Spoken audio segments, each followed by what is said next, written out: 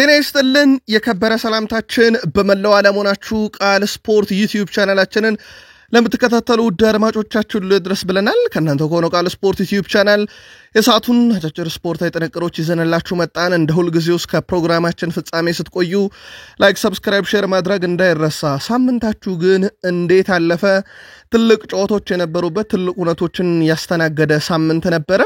ለአንዳንዶች እጅግ በጣም ጥሩ ሳምንት፣ ለአንዳንዶች ደግሞ በጣም ከባድ ሳምንት ነበረ። ግን ለእናንተ ሳምንቱ እንዴት ነበረ? አጋሩን። እኛ በመረጃ ሰዓታችን አስቀድመን ሀገራዊ ጉዳዮችን እናነሳለን። ከዛ በአውሮፓ ዙሪያ ዛሬ ከሚደረገው ጨዋታ ጨምሮ ትላንት የነበሩትን በአውሮፓ ዙሪያ በስፋት እናነሳለን። በተለይም ኤል ክላሲኮ ላይ ትላንት ምሽት ሰፋ ያለ መረጃ ነግረናችኋል። ግን ያልሰማችሁ ተጨማሪ መረጃዎችን አሰባስበን ዳግም ይዘን መተናል። በኤል ክላሲኮ ዙሪያ በርካቶች ሀሳባችሁን አጋርታችሁናል። ግን ጥርት ያለውን ይዘንላችሁ መተናል። ምናልባትም የእናንተን ጥያቄ በሀሳብ መስጫ ሳጥናችን ላይ ስላየን ነው። ተጨማሪ መረጃዎችን ልናነሳ ስለወደድን የጨዋታውን ድራማዎች፣ ለየት ያሉ ክስተቶች በዚህኛው ጥንቅራችን አካተን ይዘን መተናል።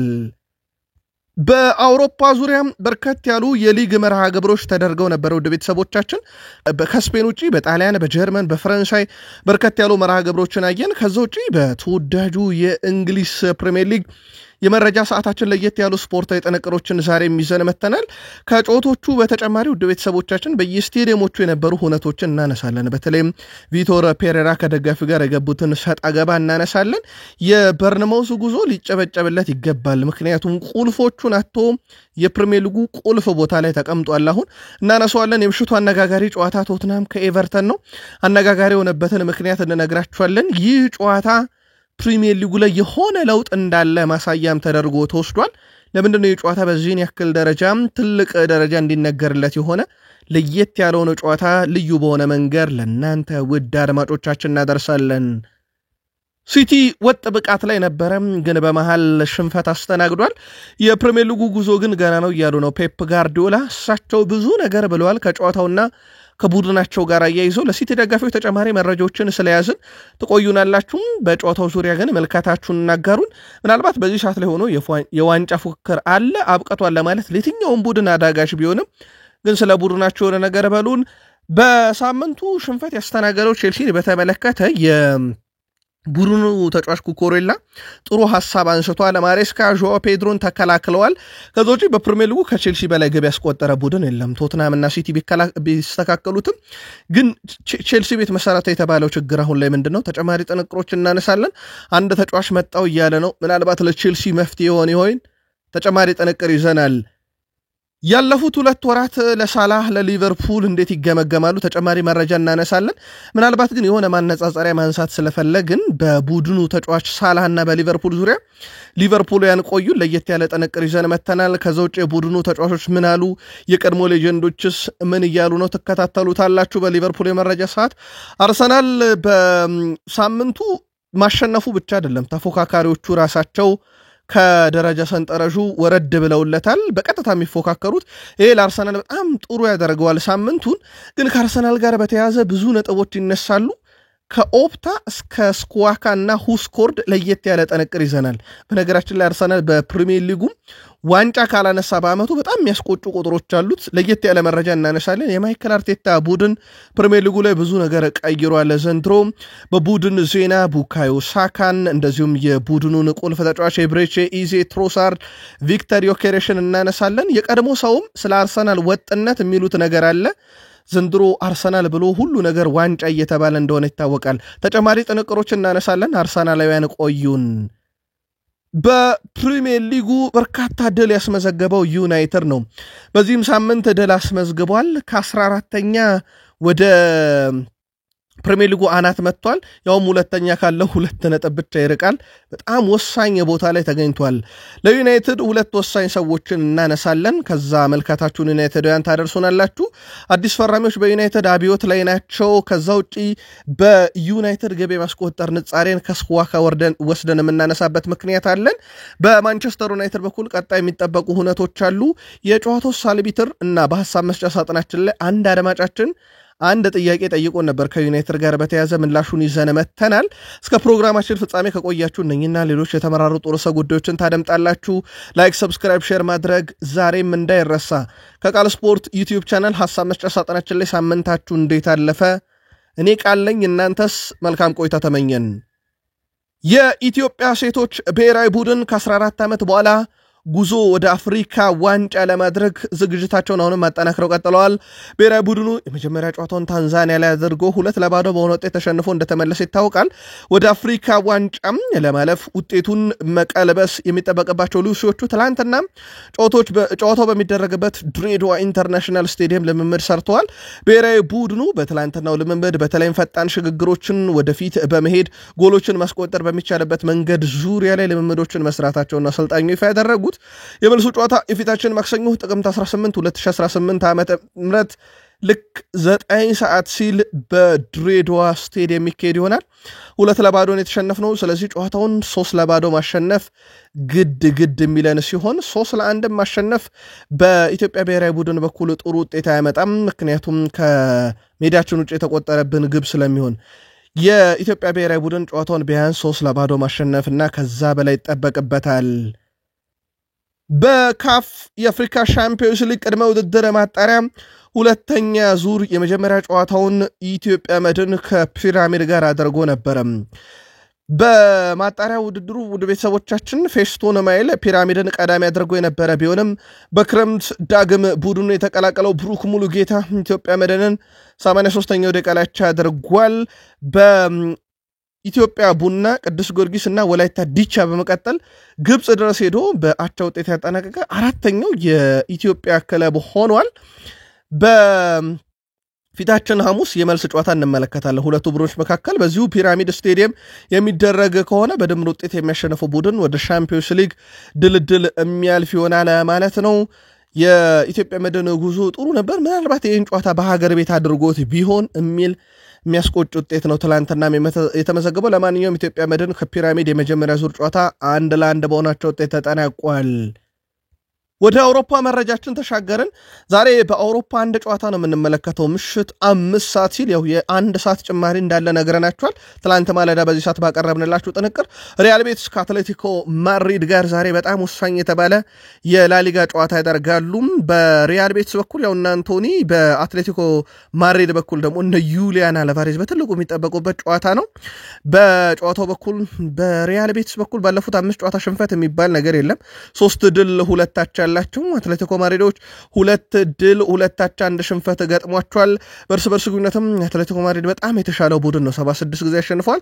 ቤት 33 ጊዜ ያቸወጥቷል። የመጨረሻ 4 ግንኙነታቸውን ነጥለን ከተመለከትን አትሌቲኮ ማድሪድ 2 ቤትስ 1 እና 1 ጊዜ ያቸወጥቷል። ዛሬ ምሽት 5 ሰዓት ብቸኛው በአውሮፓ ዙሪያ የሚደረግ ጨዋታ ነው። ጨዋታውን ልክ 5 ሰዓት ሲል መከታተል ትችላላችሁ። በዚሁ የስፔን ላሊጋ የሳምንቱን መርሃ ግብሮች እናንሳቸው። ሪዮ ቫልካኖ ከዲፖርቲቮ አላቬዝ ያደረጉት ጨዋታ ነበረ። ጨዋታው በሪዮ ቫልካኖ 1-0 አሸናፊነት ተጠናቋል። አልማዮ 91ኛው ደቂቃ ላይ ብቸኛዋን የሪዮ ቫልካኖን የማሸነፊያ ግብ አስቆጥሯል። ሌላ በርከት ያለ ግብ የተመለከትንበት የስፔን ላሊጋ መርሃ ግብር ኦሳሱናን ከሴልታ ቪጎ ያገናኘ ጨዋታ ነበረ። እንግዳው ቡድን ሴልታ ቪጎ 3-2 በሆነ ውጤት ድል አድርጓል። ሶስቱን የሴልታ ቪጎ የማሸነፊያ ግቦች ዱራን፣ ጁቴል እና እንደዚህ 2 ግቦችን አስቆጥሯል። ጁቴል ጋር እንዲሁም ዱራን 1 ግብ አስቆጥሯል። በኦሳሱና በኩል ቡድሚር ነው ሁለቱንም ግቦች 46ኛውና 37ኛው ደቂቃ ላይ አስቆጥረው፣ ግን ቡድኑን ከሽንፈት አልታደገም። ስለዚህ እንግዳው ቡድን ሴልታ ቪጎ ኦሳሱናን 3-2 በሆነ ውጤት እንደዚሁ ትላንት ምሽት ድል አድርጓል። 1-1 የተጠናቀቀው የማሎርካና የሌቫንቴ ጨዋታ ነበረ። ለማሎርካ ማፊዮ 79ኛው ደቂቃ ላይ፣ ለሌቫንቴ ኢታ ኢዮንግ 22ኛው ደቂቃ ላይ በጨዋታው ላይ የተመዘገቡ ግቦችን እንደዚሁ ማስቆጠር የቻሉበት ነበረ። ትላንት ምሽት የተወሰኑ ጥንቅሮችን አድርሰናችኋል በኤል ክላሲኮ ጨዋታ ዙሪያ። ሰፋ ያለውን ግን አሁን እናደርሳችሁ። በምሽት መረጃችን በአጫጭር ስፖርት የመረጃ ሳን ነበር የነገርናችሁ። ውጤቱን 2-1 በሆነ ውጤት ሪያል ማድሪድ በሳንቲያጎ ቤርናቤ የነበረውን ጨዋታ ድል አድርጎ ከተከታዩ ባርሴሎና ጋር ያለውን የነጥብ ልዩነት ወደ 5 ከፍ አድርጎታል። ጨዋታው ላይ ኬሊያን መባፔ 2ኛው ደቂቃ ላይ ግብ አስቆጠረ። ፌርሚን ሎፔስ 38ኛው ደቂቃ ላይ አቻ ያደረጋቸው ባርሴሎናዎችን። ከዛ 43ኛው ደቂቃ ላይ ጁድ ቤሊንጋም ግብ አስቆጥሮ ጨዋታው በዛው 2-1 ተጠናቀቀ። ኬሊያን ምባፔም ግብ ተሻረበት፣ ፍጹም ቅጣት መታመከነ። ብዙ የነበረው ተጫዋች እሱ ነበረ ሜዳ ላይ በተለይም በጨዋታው 12ኛው ደቂቃ ላይ ነው በጣም አስደናቂ ግብ ያስቆጠረው። ውድ ቤተሰቦቻችን ምናልባት የጨዋታው ምርጥ ግብ ትሆን ነበር ባትሻር ኖሮ። ከዛ ውጪ ፍጹም ቅጣት ምት አመከነ 52ኛው ደቂቃ ላይ፣ 45ኛው ደቂቃ ላይም እንዲሁም ተሽሮበታል ኳስ። ለማንኛውም እንዳጠቃላይ በጨዋታው ላይ ቪኒሺየስ ጁኒየር እና ጁድ ቤሊንጋም ፍጹም አስደናቂ ነበሩ ማለት ይቻላል። በጨዋታው ዙሪያ የተወሰኑ ነጥቦችን እናክል። ሪያል ማድሪድ በዣቪ አሎንሶ ስር ከገባ በኋላ 13 ጨዋታ አድርጓል። 12ቱ በድል የተጠናቀቁ ናቸው። 30 ጎሎች አስቆጥሮ 11 ብቻ ተቆጥሮበታል። የደረጃ ሰንጠረዡ አናት ላይ በ5 ነጥብ ልዩነት ተቀምጧል። ከ3 የአውሮፓ ሻምፒዮንስ ሊግ ምሽቶች 3ቱንም ድል ያደረገ ቡድን ነው። በነገራችን ላይ የዣቪ አሎንሶ ቡድን ዣቪ አሎንሶም ከጨዋታው በኋላ 2-1 መጥፎ ውጤት አይደለም፣ ነገር ግን ከዚህ የበለጠ ጎል ማስቆጠር እንችል ነበር፣ ብዙ ስህተቶች ሰርተናል ብለዋል። ዣቪ አሎንሶ በ2016 ከዚነዲን ዚዳን በኋላ በመጀመሪያ ኤል ክላሲኮ ጨዋታ ባርሴሎናን ድል ያደረገ እንደዚሁ አሰልጣኝ መሆን የቻለበት በጣም አስደናቂ ምሽት ያሳለፈበት ጨዋታ ነበረ። በባርሴሎና በኩል የመሃል ሜዳ ተጫዋች ፔድሪ በቀይ ካርድ ወጥቷል። በነገራችን ላይ በእግር ኳስ ሕይወቱ የመጀመሪያውን ቀይ ካርድ ነው የተመለከተው። በእርግጥ ሉኒን ከጨዋታው በኋላ ባሳዩ ያልተገባ ባህሪ በሪያል ማድሪድ በኩል ቀይ ካርድ ተመልክቷል። ስለዚህ በጨዋታው ላይ 2 ቀይ ካርዶች ነበሩ ማለት ነው። አንድ ሜዳ ላይ ነበረ፣ አንድ ከተጠባባቂ ወንበር።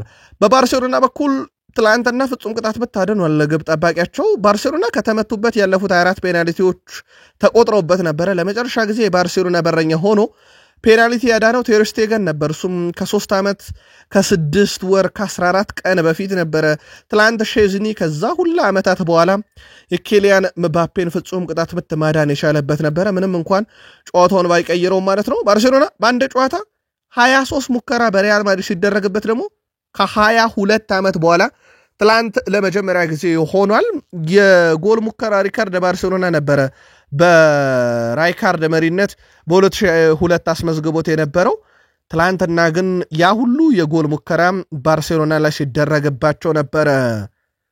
ኬሊያን ምባፔን እናንሰው፣ የምሽቱ ልዩ ተጫዋች ነበረ። ውድ ቤተሰቦቻችን በተለይም የባርሴሎና የተወሰኑ ሃይላይን የመከላከል ጥራቶች አስቸገሩት እንጂ ከተከላካይ ጀርባ ያሉ ስፔሶችን ለመጠቀም ግን አሁን አውሮፓ ውስጥ ሁነኛው ሰው ወይም ሁነኛ መፍትሄ የሚሆን አይነት ተጫዋች መሆኑን ተመልክተናል። 15 ጨዋታ 19 ግብ 4 አሲስት 26 የግብ አስተዋጽኦ ላይ ደርሷል። እንዳጠቃላይ በዚህ ዓመት በሁሉም መድረክ በዚህ ዓመት ማዮርካ ብቻ ነው የሱን አሲስትም የሆነ ግብ ያላስተናገደ።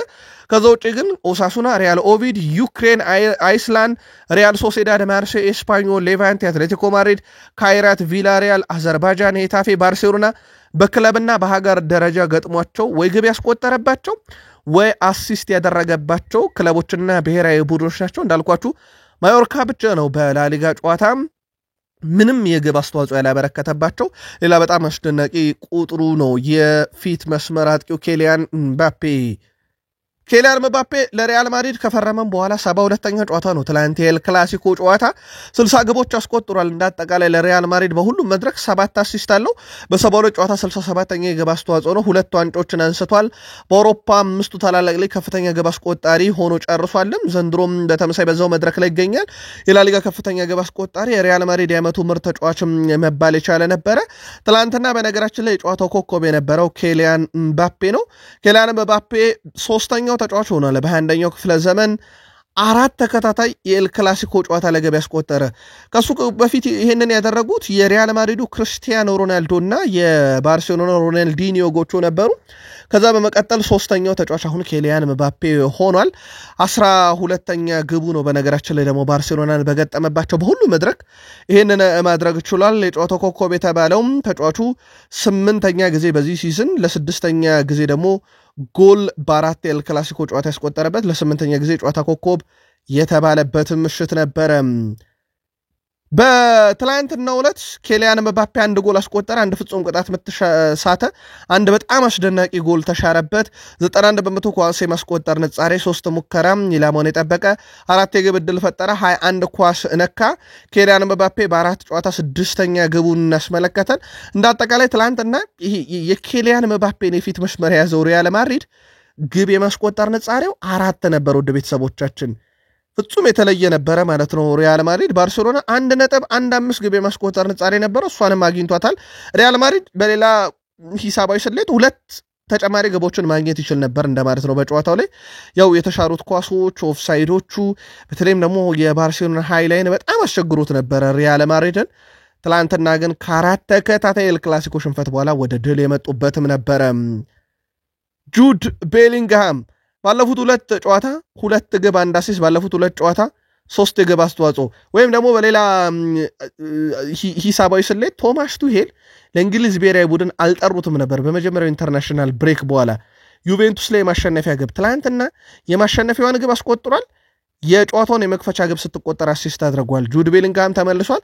ምናልባት ትላንት ከጁድ ቤሊንግሃም ጋር በተያዘ ለየት የሚያደርገው ነገር ግቧን ካስቆጠረ በኋላ ደስታውን የገለጸበት መንገድ ምን ያህል የራስ መተማመን ላይ እንዳለ ማሳያ ተደርጓል። በበርካታ ማህበራዊ ትስስር ገጾች ላይ እንደውም ምስሏንም እየተቀባበሏት ይገኛሉ። እቺን ምስል ለየት ባለ መንገድ ነው ግቧን አስቆጠረ፣ እየተራመደ ነው እንግዲህ ራሱን በደንብ ያሳየውና ምን ያህል የራስ መተማመን ላይ እንደደረሰ ነበር። ምናልባት ከጎሏ በላይ ግን ለኬሊያን መባፔ አሲስት ያደረገበት መንገድ የተጫዋቹን የጥራት ደረጃ በደንብ የሚያሳይ ነበረ። አንደኛው የኬሊያን መባፔን ፈጣን ሩጫና ከተከላካይ ጀርባ ኦፍሳይድ እንዳይሆን ጠብቆ ኳሱን ያቀበለበት መንገድ ፍጹም የተለየ ያደርገዋል። በጨዋታው ላይ ለየት ያለው ክስተት የላሚን ያማልና የቪኒሺየስ ጁኒየር ድብድብ ፖሊስ አስፈልጎት ነበረ ለመገላገል። በተለይም በስቴዲየም ውስጥ የነበሩ ጥበቆች አስፈልገው ነበረ። መነሻው ግን ከቪኒሺየስ ጁኒየር እና ከላሚን ያማል ይሄ ለገላጋይ ለቀረበ ድብድብ በፊት የነበረው የዳኒ ካርቫሃል ብዙ ታወራለ የምትለው እንቅስቃሴ ነበረች። ያው የመጀመሪያው ጸብ የተነሳው በሱ ነው። ማርከስ ራሽፈርድ ነገሩን ለማረጋጋት ጥረት አድርጎ ነበረ። ካማቪንጋ ላሚን ያማልን እንዲሁ ማርከስ ራሽፈርድ ደግሞ ዳኒ ካርቫልን ይዘው ለማረጋጋት ጥረት አድርገው ነበር። በኋላም ላይ ይህ ነገር ከፍተኛ ቁጣን ቀስቅሶ በስቴዲየም ውስጥ ግርግር ተፈጠረ። ከዛ በኋላ ወደ ሜዳ የገባው ተቀይሮ የወጣው ቪኒሺየስ ጁኒየር ነው። በጣም ብዙ ታወራለ አሁን አውራ የሚል ጥያቄ ያቀርብለታል ላሚን ያማል ደግሞ ለድብድብ ነው የፈለገውና ወደ ውስጥ እንግባ ነበር ያለው። ቪኒሺየስ ጁኒየርም ወደ ውስጥ ለመግባት ሙከራ አድርጎ ነበረ። በኋላ ላይ እንግዲህ በቡድን ተጫዋቾችና በጨዋታው ላይ ጸጥታ ሲያስከብሩ በነበሩ አካላት ሁለቱ ተጫዋቾችን ገላግለው ወደ መልበሻ ክፍል አስገብተዋቸዋል። ከዚህ ጋር በተያያዘ ፍራንኪ ዲዮንግ ለጸቡ መነሻ ምክንያት የሆነው የዳኒ ካርቫሃል ላሚን ያማልን ቁጣና ንግግር በግል ቢሆን በጣም የተሻለ ነበረ። ምክንያቱም ሁለቱም ይተዋወቃሉ፣ ለስፔን ነው የሚጫወቱት። ስለዚህ በግል ቢያደርገው በጣም የተሻለ ነበረ። ያ ነገር ጸብ ፈጥሯልና ጥሩ አይደለም ብሏል። ቹዋሚኒ ግን ላሚን ያማል ብዙ ባወራ ቁጥር በጣም ያስደስታል፣ ምክንያቱም እንደዚህ አይነት ተነሳሽነትን እኛ ላይ ስለፈጠረብን ብሏል። የባርሴሎና አሰልጣኝ ሆነው ያው ሃንሲ ፍሊክ ቅጣት ላይ ስላሉ የባርሴሎና አሰልጣኝ የነበሩት ማሬስካ ሶርጌ ሪያል ማድሪድ ያማልን ለማስቆም በመከላከሉ ረገድ ላይ እንደሚሰሩ ግልጽ ነበር። ኳሱን በያዘ ቁጥርም ጫና ይፈጥሩበት ነበር ብለዋል። ላሚን ያማል በጨዋታው ላይ 22 ጊዜ ኳስ ተቀምቷል። ማርካ ግን ለላሚን ያማል ምክር ነበረ። ውድ ቤተሰቦቻችን ለየት ያለ ምክር ነው የመከሩት። ይኸውም ምክር እንደ ሜሲ፣ እንደ ዣቪ፣ እንደ ኢኔስታ ካሉ የባርሴሎና ሌጀንዶች መማር ሲገባ የተማርከው ምንም ካልጠቀመ ኔይማር ጁኒየር ነው ብሎ ማርካ ራሱ ወርፎታል። ማርካ ያው ቋሚ ጋዜጣ ቢሆንም በስፖርቱ ዓለም ግን የሚሰራው ለሪያል ማድሪድ እንደሆነ ይታወቃል። ቪኒሺየስ ጁኒየር ልክ ጨዋታው ሲጠናቀቅ እችን ምስል በማህበራዊ ትስስር ገጹ ላይ አጋርቶታል። የመጀመሪያውን ቢጫ ካርድ ፔድሪ የተመለከተው ቪኒሺየስ ጁኒየርን ሆን ብሎ ይዞት ነው። በምትመለከቱት መልኩ በቃ በትክክል ይዞ ለማስቀረት ባረገው ጥረት ላይ ዳኛው አጠገቡ ነበሩ። ቢጫ ካርድ እንደሚያያወቀ ግን ትራንዚሽኑ በጣም ከባድ ስለነበረ የቪኒሺየስ ጁኒየር በዚህ መልኩ ነበረ ያስቆመው። የመጀመሪያ ቢጫ ካርዱንም በመጨረሻ ለማየት ምክንያት የነበረችው ቅጽበት እቺ ናት። አሁን የቪኒሺየስ ጁኒየር ማህበራዊ ትስስር ገጽም እቺ ምስል ተቀምጣለች። በጨዋታው ላይ በባርሴሎና በኩል ማርከስ ራሽፈርድ የተሻለ ነበረ ማለት ይቻላል በጨዋታው ላይ። ይህም ቢያንስ 13 ጨዋታ 5 ጎል 5 አሲስት ላይ ደርሷል። ትላንትና አሲስት ያደረገላቸው እሱ ነበር። ምናልባት በባርሴሎና በኩል የዚህ ተጫዋች ብቃትም ከፍ እያለ ቀጥሏል። ቪኒሺየስ ጁኒየር ተቀይሮ ወጥቷል። ሲወጣ አሰልጣኙ ሁላ ፊቱን አላዞረም፣ ተበሳጭቶ እንደወጣ ይታወቃል። ከዚህ ጋር በተያያዘ ውድ ቤተሰቦቻችን ዣቪ አሎንሶ ባሳየው ድርጊት ጉዳይ ላይ በግል እናወራበታለን ብሏል። ምናልባት ቪኒሺየስን ቀጣይ ጨዋታ ላይ ሊቀጣው ይችላሉ የሚጠበቅ ነው። ከባርሴሎና ጋር በተያያዘ ሶስተኛ ሽንፈታቸው ነው በነገራችን ላይ ባለፉት 5 ጨዋታ በሁሉም መድረክ ላይ በሪያል ማድሪድም በላሊጋው የተወሰደባቸው የበላይነት የነጥብ ብዛት ወደ 5 ከፍ ብሏል። ሪያል ማድሪዶች አሁን በ27 ነጥብ ይመሩታል። ባርሴሎና በ22 ይከተላል። ቪላሪያል በ23ኛ ነው። ኤስፓኞል በ18 ነጥብ 4ኛ። አትሌቲኮ ማድሪድ ዛሬ ጨዋታ አለው 16 ነጥብ ይዞ በአምስተኝነት ተቀምጧል። ምናልባት ድል ካደረገ ወደ 4ኛ ደረጃ መምጣት ይችላል። ስፔን ላሊጋ ከትላንት ጨዋታ በኋላ ይመስላል። መልከታችሁን አጋሩን። በ8ኛ ሳምንት የጣሊያን ሴሪ መርሃ ግብር ዩቬንቱስ ከላዚዮ ጋር ያደረጉትን ጨዋታ 1-0 በሆነ ውጤት ተሸንፈዋል። ላዚዮዎች የማሸነፊያ ግብ ባሺክ 9ኛው ደቂቃ ላይ ማስቆጠር ችሏል። በዩቬንቱስ በኩል በውድድር ዘመኑ 2ኛ ሽንፈታቸውን ያስተናገዱት ዩቬንቱስ በሁሉም ውድድር ያደረጓቸውን ያለፉት 8 ጨዋታ ማሸነፍ የለም ወይ አቻ ነው ወይ ሽንፈት ነው። ዩቬንቱስ 8 ተከታታይ ጨዋታዎችን ማሸነፍ ሳይችል ሲቀር ከ2009 በኋላ ለመጀመሪያ ጊዜ ነው። በነገራችን ላይ ውድ ቤተሰቦቻችን ዩቬንቱስ 12 ነጥቦች ያሉት፣ ላዚዮ ትላንት ማሸነፉን ተከትሎ ነጥቡን 11 አድርሶ ከዩቬንቱስ በአንድ ነጥብ ብቻ ዝቅ ብሎ ይገኛል። ቀጣይ ሮብ ነው የጣሊያን ሴሪ መርሃ ግብሮች ቀጥለው የሚካሄዱት። ዩቬንቱስ ከዩዲኒዜ፣ ሐሙስ ፔዥያ ከላዚዮ ጋር ለዚሁ በጣሊያን ሴሪ መርሃ ግብራቸውን የሚያከናውኑ ይሆናል። ትላንት ከነበሩ ውጤቶች ውስጥ ፊዮረንቲና ከቦሎኛ ያደረጉት ጨዋታ 2-2 በሆናቸው ውጤት ተጠናቋል። ለባለሜዳው ቦሎኛ ጉመንሰን 74ኛውና ኬን 94ኛው ደቂቃ ላይ ሲያስቆጥሩ፣ ለእንግዳው ቡድን ቦሎኛ ሁለቱን ግቦች ካስቴሮ 25ኛው ደቂቃ ላይ ካምብሪያ 52ኛው ደቂቃ ላይ ሁለቱን ያቻነት ግብ አስቆጠረው። ጨዋታው 2-2 በሆናቸው ውጤት ተጠናቋል። ሌላም 2-2 የተጠናቀቀ ጨዋታ ነበረ በሄላስ ቬሮና እና በካግላሪ መካከል የነበረ ጨዋታ ነው። ይህን ጨዋታ ለሄላስ ቬሮና ሁለቱን ግቦች ጋሎርዲን 23ኛው ደቂቃ እና ኦርባን 59ኛው ደቂቃ ላይ አስቆጥሯል። ለካግላሪ ሁለቱን ግቦች ዩሪስ 77ኛው ደቂቃ እና ፋሪስ 92ኛው ደቂቃ ላይ አስቆጥረው ጨዋታው 2-2 በሆናቸው ውጤት መጠናቀቅ ችሏል። ቶሪኒዮን ከጄኖዋ ያገናኘው ጨዋታ ደግሞ በቶሪኒዮ 2-1 አሸናፊነት ተጠናቋል። ለባለሜዳው ቡድን ቶሪኒዮ ሁለቱን የማሸነፊያ ግቦች ሳብሊን የጄኖዋ ተጫዋች 63ኛው ደቂቃ ላይ በራሱ መረብና ማሪፋን 90ኛው ደቂቃ ላይ ሁለቱን ግቦች ሲያስቆጥሩ ለጄኖዋ ከሽንፈት ያልታደገች ግን በጨዋታው ላይ መሪ ያደረጋቸውን ግብ ፎርስባይ አስቆጥሮ ነበረ። 7ኛው ደቂቃ ላይ ግን ቡድኑ በስተመጨረሻም በተቆጠሩበት ሁለት ግቦች 2-1 በሆነ ውጤት ተሸንፏል። ሳሱሎን ከሜዳ ውጭ የገጠመው ሮማ በፓውሎ ዲባላ 16ኛ ደቂቃ ብቸኛ ግብ 1-0 በሆነ ውጤት እንደዚሁ ድል ያደረገበት ነበረ። ውድ ቤተሰቦቻችን ውጤቱን ተከትሎ መሪነቱን ኤስ ሚላን ለናፖሊ በዚህ ሳምንት አስረክቧል። ናፖሊ በ18 ነጥቦች ከአናት ተቀምጧል። ሮማ በተመሳሳይ 18 ነጥብ ሁለተኛ ደረጃ ላይ ይገኛል። በጣሊያን ሴሪ ኤስ ሚላን ዘንድሮ በአንድ መድረክ ብቻ ማለትም በትልቅ መድረክ እየተፎካከረ በ17 ነጥብ 3ኛ ነው። ኢንተር ሚላን በ15 ነጥብ 4ኛ፣ ቦሎኛ በ14 ነጥብ 5ኛ ደረጃ ላይ ተቀምጧል። የጣሊያን ሴሪ 8ኛ ሳምንት መርሃ ግብር ውጤቶች በኋላ ያለው የደረጃ ሰንጠረዥ ይህንን ይመስላል። በጀርመን ቡንደስሊጋ 2 ጨዋታዎች ተካሂደው ነበረ። እነኚህ 2 ጨዋታዎች ስቱትጋርትን ከሜንዝ ያገናኘው አንደኛው ጨዋታ ነበረ። እንግዲህ ባለሜዳው ቡድን ስቱትጋርት ሜንዝን 2-1 በሆነ ውጤት ድል አድርጓል። ባለሜዳው በኩል ስቱትጋርት ሁለቱን የማሸነፍ ግቦች ፉሪች 45ኛው ደቂቃ ተጠናቋል። ቢትሩ በጨመሩት 4ኛው ደቂቃ ላይ ኡንዳፍ ከረፍት በኋላ 80ኛው ደቂቃ ላይ አስቆጥሯል። በነገራችን ላይ ሜንዝ ነበረ ጨዋታውን የሚመራው። ኤሚር 41ኛው ደቂቃ ላይ በፍጹም ቅጣት ምት ግብ አስቆጥሮ ይመሩ ነበረ።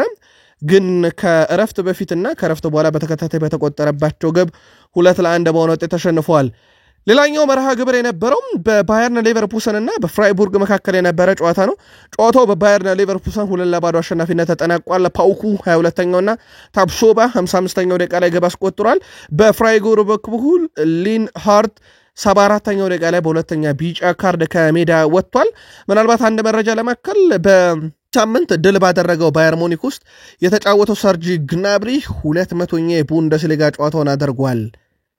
ቡንደስሊጋ ውድ ቤተሰቦቻችን በሳምንቱ 8ኛ ሳምንት ከተደረጉ በኋላ ባየር ሙኒክ በ24 ነጥቦች ይመራል። ያ ማለት ከ8ቱ 8ቱንም አሸንፏል ማለት ነው። በጎል ልዩነት እንኳን ብናይ 26 የግብ ልዩነት አለው። ኦልሞስት ቡንደስሊጋው ያበቃለት ይመስላል ዘንድሮም በባየር ሙኒክ ያለው የበላይነት አርቢ ላይፕዚግ በ19 ይከተላል ስቱትጋርት በ18 ሶስተኛ ቦሩሲያ ዶርትመንድ በ17 ነጥብ አራተኛ እንደዚሁም ባየርን ሌቨርኩሰን በ17 ነጥብ አምስተኛ እና አይንትራክ ፍራንክፈርት በ13 ነጥብ ስድስተኛ ደረጃ ላይ ተቀምጠዋል ወራጅ ቀጠና ውስጥ ሃይደንሄም በ4 ነጥብ እንደዚሁም ቦሩሲያ ሞንቹግላድባ በ3 ነጥብ አሉ ለዓለመውረድ በሚደረገው የጥሎ ማለፍ ቦታ ላይ ደግሞ ሜንዝ በ4 ነጥብ 16ኛ ደረጃ ላይ ተቀምጠዋል ይህ የጀርመን ቡንደስሊጋ ከ8ኛ ሳምንት በኋላ ያለው የደረጃ ሰንጠረዥ ነው የፍራንስ ሊጋም ወደ 5 የሚጠጉ መርሃ ግብሮችን ተመለከትን ኦሎምፒክ ሊዮን ከስትራስቡርግ በትልቁ ሲጠበቅ የነበረ ጨዋታ ነው በፍራንስ ሊጋ ኦሎምፒክ ሊዮን 2-1 በሆነ ውጤት ድል አድርጓል በኦሎምፒክ ሊዮን በኩል የማሸነፊያ ግቦችን አፎንሶ ማሪያር 91ኛው ደቂቃ ላይ ሲያስቆጥር አስቀድሞ ግን ዶኮሬ የስትራስቡርግ ተጫዋች 31ኛው ደቂቃ ላይ በራሱ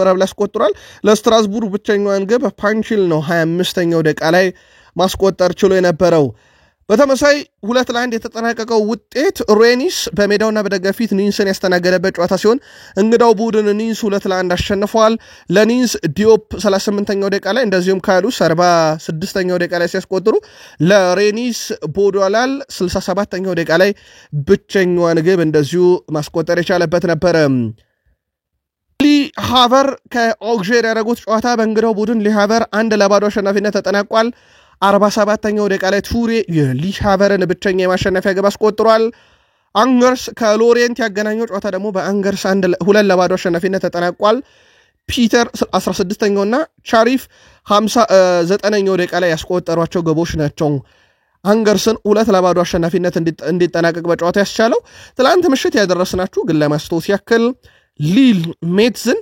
6-0 በሆነ ውጤት ድል አድርጓል ኢግማን 24ኛው ደቂቃ ላይ ፍሌክስ ኮሪያ 34ኛውና 53ኛው ደቂቃ ላይ ፓሩድ 64ኛው ደቂቃ ላይ አንድሬ 82ኛውና ሃልድሰን 93ኛው ደቂቃ ላይ ስድስቱን የሊል ግቦች ሲያስቆጥሩ በሜትስ በኩል ኢቡሻኔ 95ኛው ደቂቃ ላይ ከሽንፈት ያልታደገች ብቸኛ ግብ በጨዋታው ላይ እንደዚሁ ማስቆጠር የቻለበት ነበረ የፍራንስ ሊጋ 9ኛ ሳምንት ደርሷል ወደ ቤተሰቦቻችን ፓሪስ ሰን ዠርሜን ለአንድ ሳምንት መሪነቱን በማርሴይ ከተነጠቀ በኋላ አሁን መልሶ አግኝቶታል ፓሪስ ሰን ዠርሜን በ20 ነጥብ ይመራል ሌንስ በሁለተኝነት ይገኛል በ19 ነጥብ ማርሴይ በ18 ነጥብ ሶስተኛ ነው ኦሎምፒክ ሊዮን በ18 ነጥብ አራተኛ ሊል በ17 ነጥብ አምስተኛ ሞናኮ በተመሳሳይ 17 ነጥብ ስድስተኛ ነው ስለዚህ የፍራንስ ሊጋ ጨዋታ አንድ ጨዋታ ደረጃ ሰንጠረዡን በብዙ መንገድ መቀየር ትችላለች ካላቸው የደረጃ ሰንጠረዥ አንፃር የቼልሲ ክለብ ስትራስቡርግ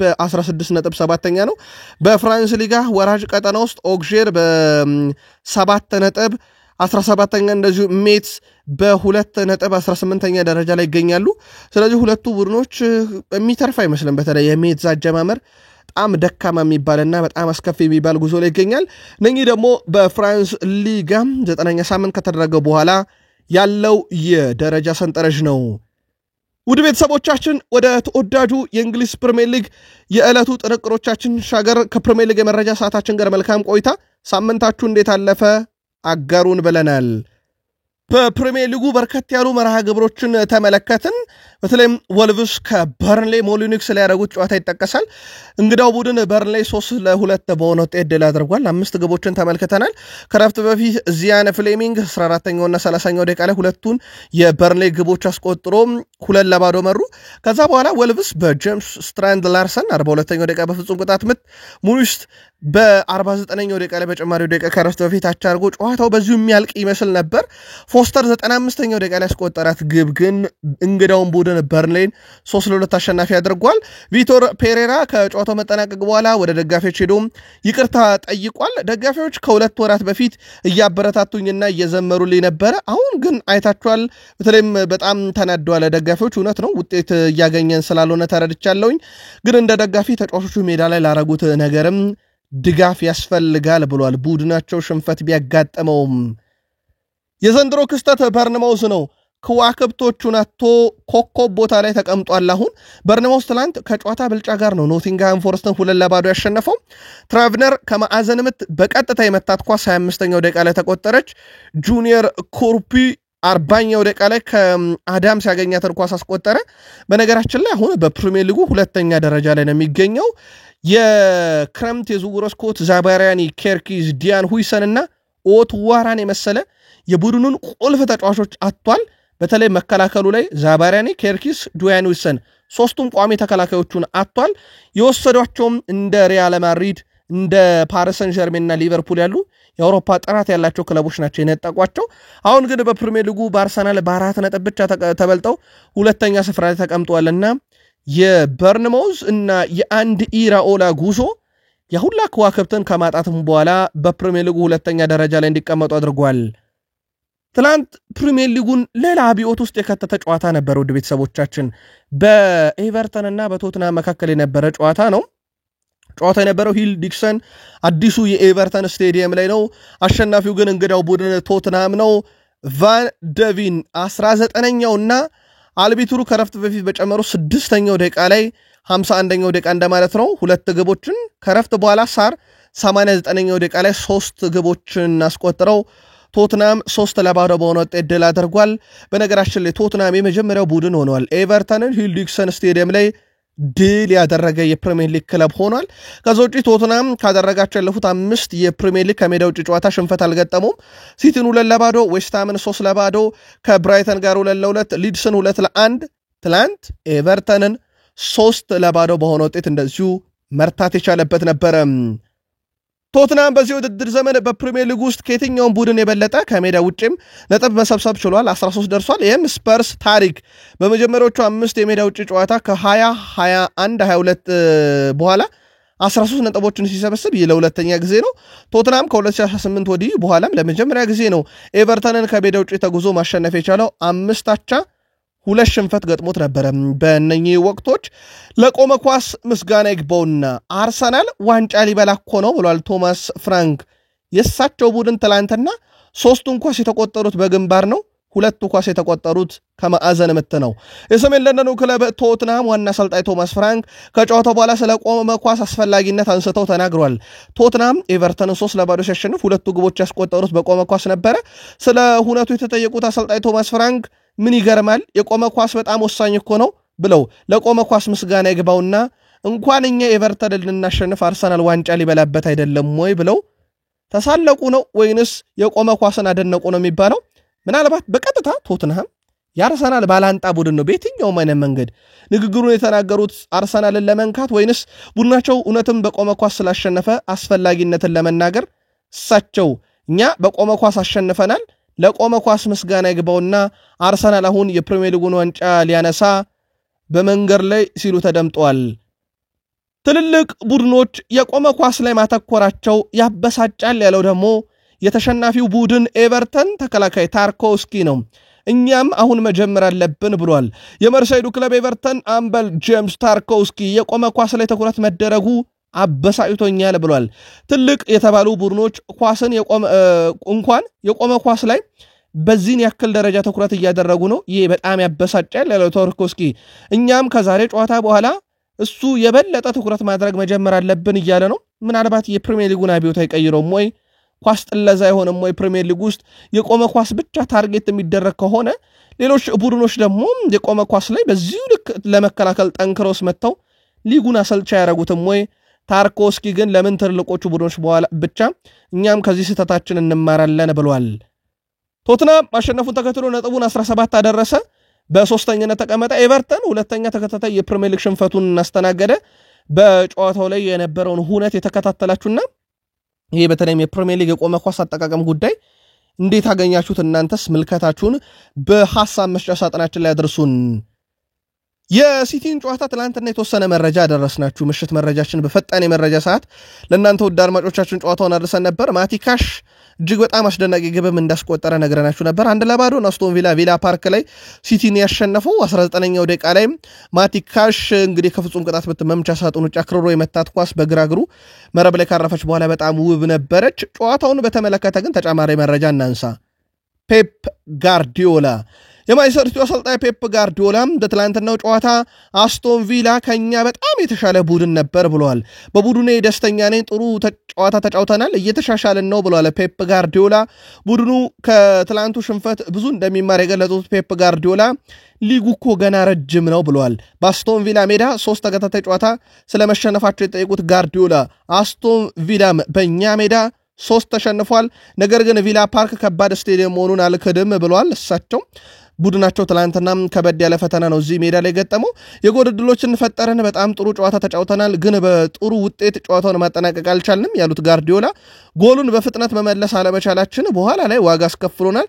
ጠንካራ ከወደ ቡድን ጋር ስትጫወት ልዩነትን በጊዜ ማጥበብ አለበት ብለዋል። እርግጥ ነው በሁለተኛው አጋማሽ ትንሽ ተቀይረናል፣ የመሃል ሜዳውን በተሻለ ሁኔታ ተቆጣጥረናል፣ ብዙ ዕድሎች ፈጥረናል፣ ግን በሚያሳዝን ሁኔታ አላስቆጠርንም፣ በዛም ምክንያት ሽንፈት ገጥሞናል ብለዋል ጆሴፍ ፔፕ ጋርዲዮላ። በሳምንቱ በስታንፎርድ ብሪጅ ሽንፈት ያስተናገደው ቼልሲ ያልተጠበቀ ነበር። በእርግጥ ይሄን ጨዋታ በምስል አምጥተን ምስል አስደግፈን እንዴት የቼልሲ ተጫዋቾች ሁለተኛው የታሊቢ ግብ ሲቆጠር የሰሩትን ስህተት ነግረናችሁ ነበረ። ምናልባትም ተከላካዮቹ ቶሲና ድራቢዮ እና እንደዚሁም ደግሞ ቻሎቫ ስተት በትልቁ ያየነበት ጨዋታ ነበረ። ከዚህ ጋር በተያያዘ 1-0 ሲመራ የነበረው ቼልሲ በአሌያንድሮ ጋርናቾ ግብ በኋላም ላይ 2-1 በሰንደርላንድ ሲሸነፍ የቼልሲው ተከላካይ ማርክ ኩኮሪያ ሐሳቡን አጋርቷል። ይህ በጣም ከባድ ብሎታል። ሁላችንም በጣም አዝነናል። በእንደዚህ አይነት ግጥሚያዎች መሻሻል አለብን። ጨዋታዎችን በተሻለ ሁኔታ መምራት ከጀመርን በኋላ ማስጠበቅ አለብን። ቀድመን ጎል አስቆጥረን በዛ ደረጃ ላይ የበላይ ሆነን ነበር፣ ግን ከዛ በኋላ ተጋጣሚያችን ወደ ጨዋታው እንዲመለሱ እና ግብ እንዲያስቆጠሩብን ፈቅደናል። ያ ስህተት ነው። ከስህተታችን መማር አለብን። ጨዋታ ላይ መምራት ብቻ ሳይሆን ጨዋታን መግደል በጊዜ ያለብን። የመጀመሪያውን ጎል አስቆጥረናል። እድሉን ስናገኝ ሁለተኛ ጎልን ማስቆጠር ነበረብን ብሏል። እንደ ሰንደርላንድ ያሉ ጨዋታዎች ፕላን ይዘው ነው የሚመጡትና ስለዚህ ፕላናቸውን ከመተግበራቸው በፊት እኛ ጨዋታውን ማጠናቀቅ ነበረብን። ቀጣይ ጨዋታ ላይ በፍጹም ሊደገም የማይገባ ስህተት ብሎታል ማርክ ኩኮሪያ የሳምንቱን ሽንፈት።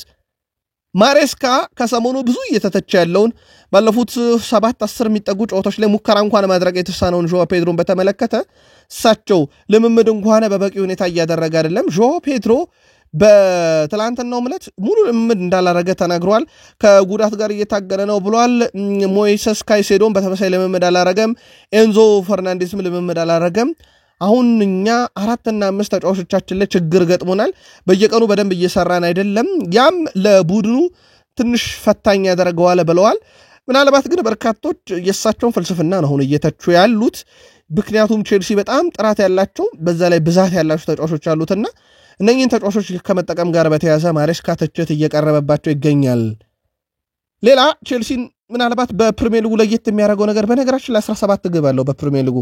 ከቼልሲ በላይ ግብ ያስቆጠረ ቡድን የለም። ቶትናምና ሲቲ 17 ዓመት ያላቸው ግን የቼልሲን በላይ ያስቆጠረ የለምና ቼልሲ ይሄን ያክል ግብ እያስቆጠረ ለብሮ በፕሪሚየር ሊጉ ታዲያ አሁን ያለበት ወደ 9ኛ አካባቢ ተንሸራተተው ካልን ቼልሲ የሚቆጠረበት ግብ ነው። በነገራችን ላይ ወደ ቤተሰቦቻችን ይሄ መከላከሉ ላይ በሳምንቱ ትሮቫ ቻሎቫና ቶሲና ድራቢዮ የሁለተኛው የሰንደርላንድ ግብ ታሊቢ 93ኛው ደቂቃ ላይ ሲያስቆጥር የሰሩት ስህተት በግልጽ የቼልሲን 17 የፕሪሚየር ሊግ የማስቆጠር ንጻሬን ያጣፋ ቅጽበት ነበር ማለት ይቻላል። ከዚህ ጋር በተያያዘ ውድ ቤተሰቦቻችን አንዳንዶች የኮል ፓልመር አለመኖር ቡድኑን እየጎዳ ነው እያሉ ነበር። ትላንት በማህበራዊ ትስስር ገጹ ላይ በቅርቡ መለሳለሁ ላደረጋችሁልኝ ድጋፍ አመሰግናለሁ ብሏል። አሁን ቼልሲ በፕሪሚየር ሊጉ በሰበሰባቸው 14 ነጥቦች 9ኛ ደረጃ ላይ ተገኝቷል። ሳላ ባለፉት 2 ወራት ውስጥ ለሊቨርፑል 9 ጨዋታ ተጫውቶ 3 ግብ 2 አሲስት በ9 ጨዋታ 5 የግብ አስተዋጽኦ አለው። መጥፎ የሚባል ቁጥር አይደለም። ምናልባት በሬቲንግ ደረጃ 6.7 ተሰጥቶታል። ግን አንዳንድ ቁጥራዊ መረጃዎችን እናንሳ እስቲ። ሳላ ላይ ብዙ ዘመቻ ስለተከፈተ ፓልመር 1 ጎል ባለፉት 19 ጨዋታ አለው። ፎደን በ17 ጨዋታ 1 ጎል፣ ሳካ ባለፉት 15 ጨዋታ 1 ጎል ነው ያለው። ሳላ ባለፉት ቢያንስ 2 ጨዋታ 1 ጎል አለው። ሌላ ማነጻጸሪያ እናንሳ። በአሲስት ደረጃ ምናልባት እነኚህን ተጫዋቾች ያነሳንበት ምክንያት በተመሳሳይ የቦታ ክፍልና በትልቅ ክለብ ስለሚጫወቱ ነው። ሳካ በ20 ጨዋታ አሲስት ማስመዝገብ ተስኖታል። ፎደን በ18 ጨዋታ አሲስት የለውም። ፓልመር በ9 ጨዋታ የለውም። በእርግጥ ፓልመር በተጫወተባቸው ብቻ ነው ያሰላ ነው። ሳላ ባለፉት 5 ጨዋታ ነው አሲስት ማድረግ ያልቻለው። ምናልባት የሊቨርፑል ተከታታይ ሽንፈት ይሁን ሳላን በዚህን ያክል ደረጃ ሚዲያ ላይ ወጥቶ እንዲብጠለጠለ ያደረገው ወይንስ አምና በጣም አስደናቂ ብቃት ስለነበረው ከዛ እየተነጻጸረ ሊቨርፑልያን መልካታችሁን አጋሩን። በፕሪሚየር ሊጉ ግን ለአንድ ክለብ በርካታ ግቦችን ያስቆጠረ የፕሪሚየር ሊጉ ውዱ ተጫዋች ሳላ ነው። በዚህ ክለብ ውስጥ ስትሆን ሁሉም ሰዎች ውጤት ይፈልጋሉ፣ ደጋፊዎች ከሩቅ ቦታ እኛን ለመደገፍ ይመጣሉ ያለው አንዲ ሮበርትሰን እና ብዙዎች በፍራንክፈርት ከኛ ጋር እንደሆኑ አሳይተዋል። እኛን ለመደገፍ ብዙ ገንዘብ አውጥተው ምዛዝረስ ነበሩ።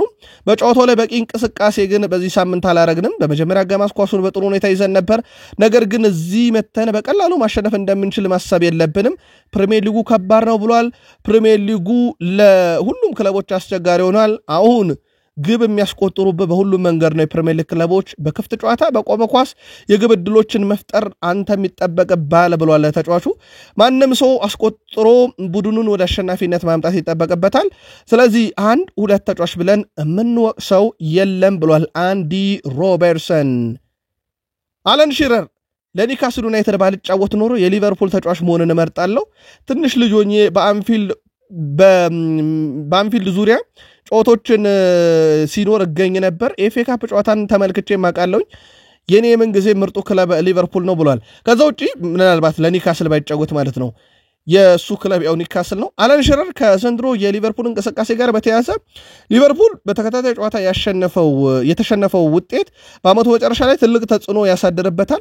ምናልባትም ግን በቡድን ውስጥ በራስ መተማመንን ለመፍጠር ተጨማሪ ድሎች ያስፈልጋሉ። የአይንትራክ ፍራንክፈርት ድል በጣም ወሳኝ ነበር፣ ግን ፕሪሚየር ሊጉ ከሌሎች መድረኮች በጣም የተለየ ነውና ሊቨርፑል ቢያንስ አንድ የፕሪሚየር ሊግ በጣም ወሳኝ ድል ያስፈልገዋል። ከዛ ወደ ሪትማቸው መመለስ ይችላሉ ብለዋል። አርሰናል ኤምሬትስ ላይ በቀድሞ ልጃቸው ክሪስታል ፓላስን 1-0 ካሸነፈ በኋላ የፕሪሚየር ሊግ መሪነቱን አጠናክሮ ቀጥሏል። በምሽት ይህን ጨዋታ አንስተናል፣ ግን ተጨማሪ መረጃዎችን እናንሳበት። ከምሽቱ ድል በኋላ ኦፕታ አሁን የአርሰናል ዋንጫ የማሸነፍ ንጻሬ ወደ 67% አካባቢ ከፍ አድርጎታል። በነገራችን ላይ አርሰናል በዚህ ዓመት በጣም የተለያዩ ቁጥሮችንም እያስመዘገበ ነው። የኦፕታን ስላነሳን ተጨማሪ እንንገራችሁ። አርሰናል በዚህ ዓመት 16 የፕሪሚየር ሊግ ግብ አለው። ስለዚህ ቼልሲ፣ ቶትንሃም እና ሲቲ ቀጥሎ በርካታ ገቢ ያስቆጠረው አርሰናል ነው። አስገራሚ ነገር ከክፍት ጨዋታ ያገኘው 5 ግብ ነው። ቀሪዎቹ ወደ 11 የሚጠጉ ኳሶች ከቆመ ነው የተቆጠሩት። ከቆመ ኳስ 9 የቆሙ ኳሶች ናቸው። ከቅጣት ምትና ከማዕዘን ምት 2 ከፍጹም ቅጣት ምት የተገኙ ናቸው። ምናልባት የነ ታርኮውስኪና የነ ቶማስ ፍራንከን ሐሳብ በጣም የሚደግፍ ይመስላል። የአርሰናል የቆመ ኳስ አጠቃቀም በዚህ ዓመት ከ16 ግብ 11 የቆመ ኳስ ነው። ያው እሳቸው ምስጋና ለቆመ ኳስ ይግባና አርሰናል ዋንጫ ላይ ያነሳ እየተንደረደረስ አይደለም ወይ የኛ 2 የምሽት ግብ ምን ይገርማል ማለታቸው ይታወቃል። አርሰናል ብቻ አይደለም ውድ ቤተሰቦቻችን፣ ሌላ በጣም ለየት የሚያደርገውን መረጃ እንንገራችሁ። አርሰናል በዚህ ዓመት ለየት የሚያደርገው ነገር አንድ ብዙ ግብ እየተቆጠረበት አይደለም። ላብነት ያክል በአርሰናል በኩል አንድ ኢላማውን የጠበቀ ሙከራ በዚህ ወር ተደርጎበታል። ወሩ ሊጠናቀቅ 4 ያህል ቀናቶች ይቀሩታል። በዚህ ወር አንድ ሙከራ ነው ኢላማውን የጠበቀ ያስተናገደው። መከላከሉ ምን ያህል አስደናቂ እንደሆነ ያሳያል። ከዛ ዳቪድ ሪያ የሚባል ግብ ጠባቂ ያለ አርሰናል ቤት እንዳትረሱት። አርሰናል በመከላከል ሂደቱ ላይ ታዲያ እንዲጠንካራ ሲሆን ባለፉት 13 ጨዋታ 10 ላይ መረቡ አልተደፈረም። ባለፉት 3 ግቦች የተቆጠሩበት ከክፍት ጨዋታ አንዱ ብቻ ነው። ሌላ የመከላከል ጥራቱን የሚያሳይ ነው። ምናልባት በአርሰናል በኩል ስካይ ስፖርት አንዳንድ ቁጥሮችን ይዞ ወጥቷል። 16 ግቦች አሉት። ያው አራተኛው ቡድን ያደርገዋል ከቶትናም ከቼልሲና ከሲቲ ቀጥሎ ከቅጣት ምት ግብ የማስቆጠር ንጻሬ አንደኛ ነው 9 ግብ ስላለው። ከክፍት ጨዋታ 5 ግብ አለው። ከ20 ክለብ 17ኛው ነው። ያ ማለት ነው ለአርሰናል ብዙ ጥያቄ እያስነሳበት ያለው ከክፍት ጨዋታ የሚያስቆጥራቸው ግቦች ናቸው። 17ኛ ደረጃ ይገኛል በዚህ መድረክ።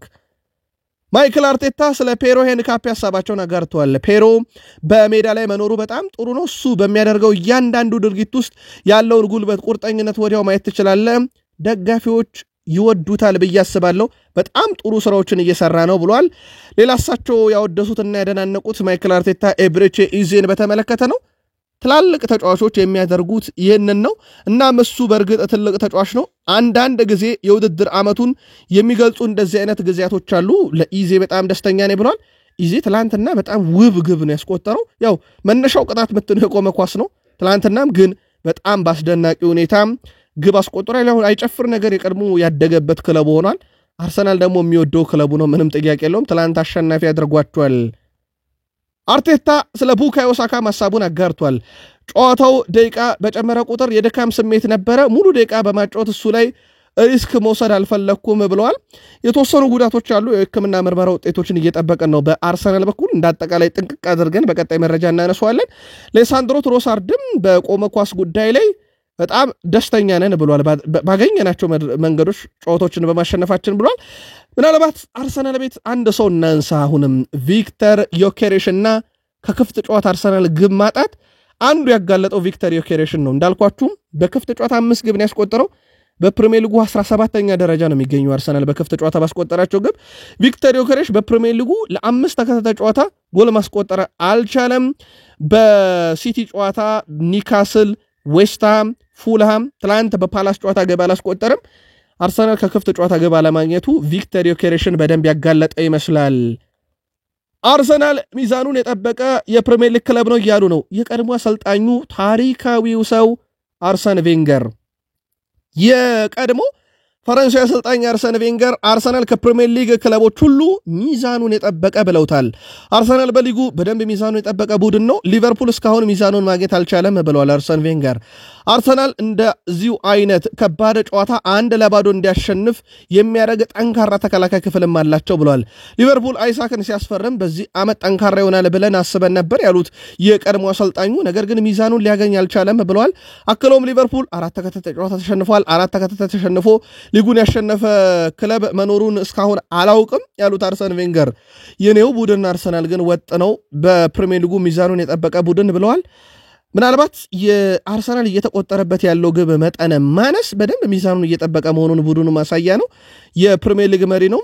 ተከታዮቹ እነ በርንማውዝ እነ ሰንደርላንድ መሆናቸው ደግሞ አርሰናል ላይ ብዙም ጫና እንዳያሳድርበት ያደርጋል አርሰናል በመከላከል ረገድ አስገራሚ ቁጥር አለው ከዩናይትድ ቀጥሎ ያለውን አንድ በጣም አስደናቂ ቁጥር እንንገራችሁ ውድ ቤተሰቦቻችን አርሰናል በሁሉም ውድድሮች በተከታታይ 100 ጨዋታ በአንድ ጨዋታ ላይ ከ3 በላይ ግቦችን አላስተናገደም በፕሪሚየር ሊጉ ሪካርድ ይሄንን ታላቅ ክንዋኔ ከዚህ በፊት ያስመዘገበው ማንቸስተር ዩናይትድ ነበር ማንቸስተር ዩናይትድ 107 ጨዋታ ላይ 3 ሲደመር ግቦችን ሳያስተናግድ ወጥቷል ከዛ ይሄ ሪካርድ የተፈጸመው 2016 2018 መካከል ነበር አሁን አርሰናል ባለፉት 100 ጨዋታዎች ላይ መረቡ ላይ 3 እና ከዛ በላይ ግቦችን ሳያስተናግድ የወጣበት ሆኗል አሁን በፕሪሚየር ሊጉ ደረጃ ሰንጠረዥ አርሰናል በ2 ነጥብ ሲመራም ተከታዮቹ በርንማውዝ በ18 ነጥብ ሁለተኛ ነው በ4 ነጥብ ይልቀዋል የምንጊዜም የአርሰናል የውጤትም ይሁን የምንም ተቀናቃኙ ቶትንሃም ሆትስፐርስ በ17 ነጥቦች